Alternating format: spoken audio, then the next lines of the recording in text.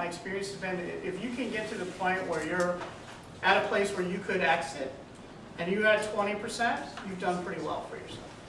Right? Can you share the ballpark revenue and staff numbers with Social Toaster now, just so they get a feel for what size company you built?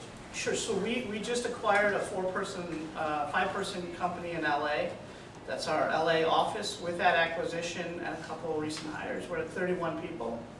And this year we should do, we're a SaaS company, so this is another subtle thing. SaaS companies have two metrics. They have their sales and then they have revenue. And the reason is because if you have some subscription revenue, and you can have a contract that has a value of a certain amount, but the revenue is different. Meaning that, let's say that I sell a 12-month contract where every month the client's going to pay me, let's say, $5,000. And then let's say, for the sake of argument, I have a setup fee of $60,000. So the contract value is $120,000. No matter what, over the course of a year, I'm going to bring $120,000 in. But under GAAP, right, generally accepted accounting principles, under GAAP, I can only recognize the revenue in the month that it occurs when it's billed. And then if I have a setup fee that spans the contract of a certain duration, I have to amortize the setup fee over that contract. So I can only actually recognize $10,000 a month in revenue on a $120,000 value contract. So I sold my bookings or sales of $120,000, but in any given month I can only bring in $10,000 in revenue from it. Does that make sense? So this year we'll do about $4.5 million in revenue and about $7.5 million in sales. So, yep. What's eating up all the money? Because I'm a software developer, and I'm seeing, I'm with you, right? Well, I'm just curious. Is it the sales portion? Yeah. So this is. I said the same thing. I am a professional software developer, right? I can build amazing systems for, like, you know, these days with cloud and everything, you'd be amazed at what I can build for $50,000, right? So I could not understand either, like, what costs so much. And there are several things that cost, right? The first one is that whatever product you think you spec'd out and you're going to build and go to market with, it is constantly changing, right? You constantly are adapting it, just to even get it out the door. Once you get it out the door, customer feedback means you're constantly evolving it, right? You're constantly adding and evolving features to compete with other platforms and product. You are pitching and raising money from investors who bring totally valid points to that you're like, that's a great idea, I should address that, and you need to add it and evolve it. So the product itself is never done. And so, you know, you need to, your burn is the cost of your product team, and you need to expect that, you know, let's say you have 3 developers tasked to it, or 4, or 2, or 1, or whatever, that guy's going to be fully engaged the entire time you're running. So that's an ongoing expense on the personnel side. But then, as you start to ramp up and scale, I found that, from as a software developer, I fundamentally underestimated the level of effort necessary to, you know, actually bridge the gap between building custom software for one customer with very specific needs to building software that has broad needs and can meet a bunch of people. Like, it's just a massive gap that requires far more resources than I initially anticipated. In addition to that, then now you need to start to step up and ramp and scale your business so that the operations are appropriately being executed. So every small business, you know, many of us in small business were used to be wearing many hats. But as you start to scale, like, you just can't do that anymore. So you need to now, you know, so every step of the way you're adding resources that may or may not be paying for themselves out of the gate. And how much coding did you do once you started your roadshow for fundraising? I'm sorry? How much coding did you do after you started fundraising? Zero is the answer. Well, yeah, and I haven't coded in a long time, so I mean, I know enough to be really dangerous. But fundraising is a full-time job. Fundraising, yeah, fundraising is a full-time job.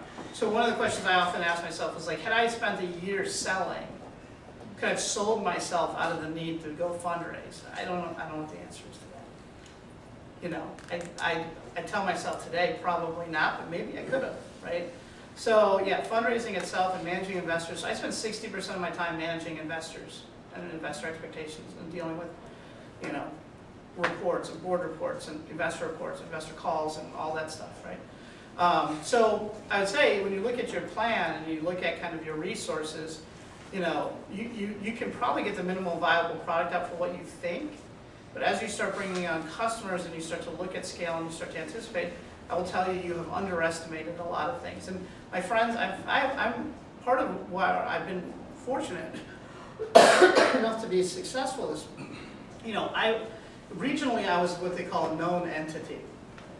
You know, so I've been in the tech industry for, you know, 15 years before I really fully jumped into Social Toaster. I know quite a lot of people, and you know, I have a good reputation. They know that technically I can build it. I also had my own internal, like, I actually know how to build what I thought of, which is rare, right?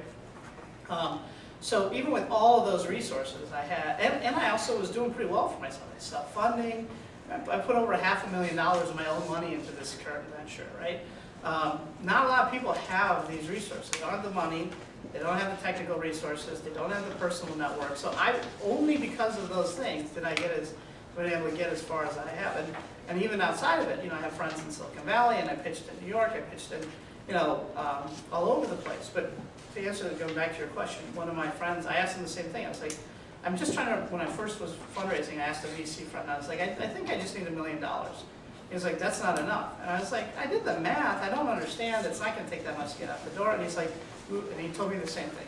You're fundamentally underestimating how much human capital you're going to have to throw at this to make it successful. And do you feel like you're paying like market salaries, or do you do a lot of diluting with sweat equity? So again, we're a little unusual because my core product team was my core team at my former consulting firm. So these are guys that have worked with me for, I have many people that have been employees of mine for longer than the company's been in existence. Now, having said that, they are used to a certain sort of lifestyle and threshold. And, you know, they were being paid upper end of market rates under that old firm. So it's a big thing to say, we're going to go do this risky thing, and, you know, and I was able to get them to do some, take it, you know, maybe a little bit of a shave here and there in exchange for some equity. But it was unrealistic to think that I could get, you know, 5 programmers to reduce their salaries by half and, you know, really, you know, take the risk. What you'll find, particularly programmers, not fairly risk-averse people, you know. You guys are the exception if you're in here, but as a whole, they're unmanageable, they're unfriendly, and they are risk-averse, right? And so. And if they're really good coders, they can go get a job anywhere they want. And that's the thing. To this day, my guys go, I'll get market rate, and I am fully confident that they're getting recruiting calls from headhunters. But they never leave. Several times a day. They never leave.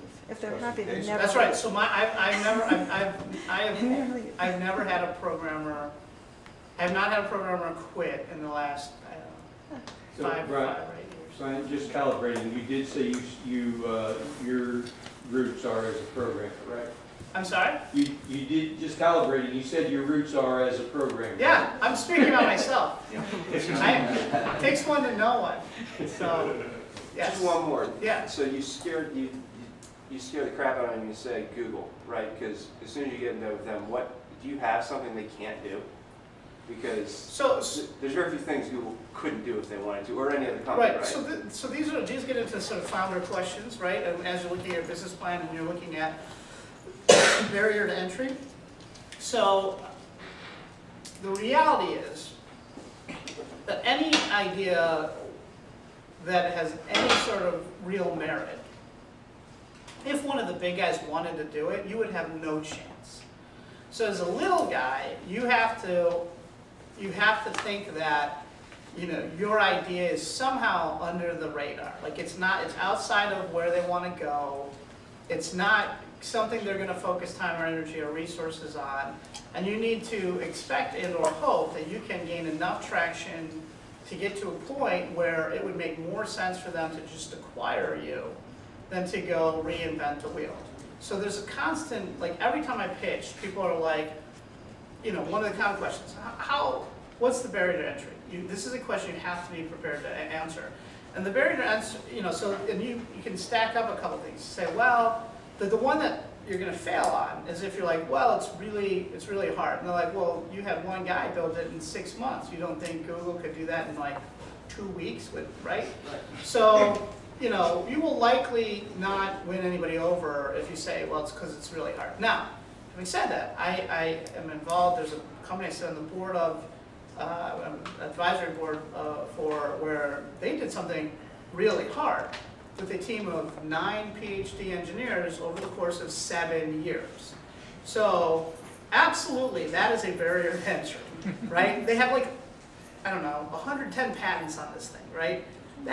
There you go, that's a barrier to entry. But for us, you know, it turned out, you know, now we're to the point where I can tell you, I've spent millions of dollars on it. It's to the point where replicating it would be really hard. But Google still could probably do it in a year, you know, if they had to. But, so then you have to look at your other things. So you have to look at, you know, cost per customer acquisition, like if you get traction in users, user adoption, right? How long would it take? For me, one of my biggest assets is that I have literally dozens of master service agreements with some of the largest companies in the world that have taken 12 to, you know, 18 months to negotiate. So even if somebody then did want to come in, they'd still have to go, it's a big barrier to entry, get through legal. So now you start to stack these things up and you're like, okay, now it makes a lot more sense for them to just, you know, acquire you versus. But you have a secret sauce that it would even take Google a year to catch up. Yeah, yeah. I mean, it's not trivial to do what we do. Do you have intellectual property through that? We also have a patent. We have a U.S. patent. It was submitted in 2011. It was issued in 2013. So I think we do have a patent as well. Yeah. Self-funding. Yes. That was my downfall in the first couple Mine too. of shots. Is that I mean, I'm just I mean, you really have sort of been like saying some